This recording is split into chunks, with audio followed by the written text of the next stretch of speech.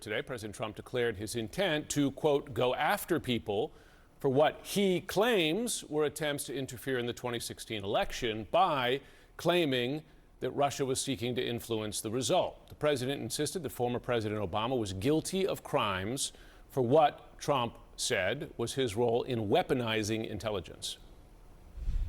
The leader of the gang was President Obama. Barack Hussein Obama, have you heard of him? Look, he's guilty. It's not a question, I like to say, let's give it time. It's there. He's guilty.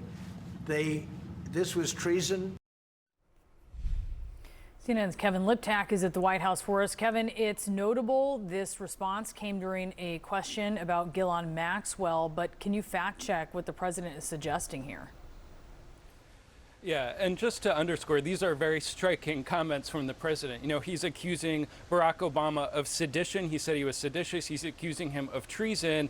And he says, quote, whether it's right or wrong, it's time to go after people. Clearly, the president intent on using some of this information that was released last week by the director of national intelligence, Tulsi Gabbard, to go after his political rivals, chiefly the former president, Barack Obama. And just to step back and describe what Gabbard released, she released information that she says undercut that 2017 intelligence assessment that found that Russia, through a hacking and influence campaign, attempted to influence the result of the 2016 election.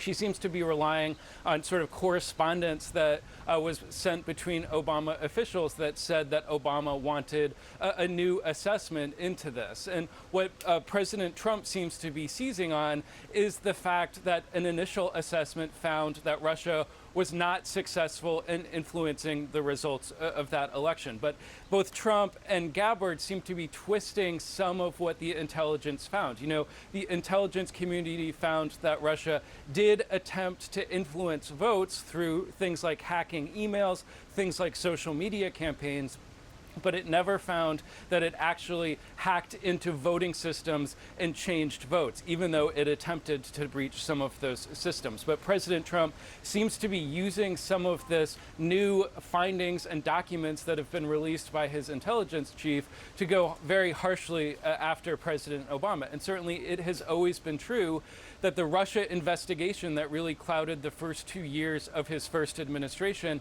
has long been in his head as an attempt to undermine his legitimacy. He has repeatedly called it the Russia hoax. Now the president seems more intent than ever on going after some of the people who he thinks were responsible for it.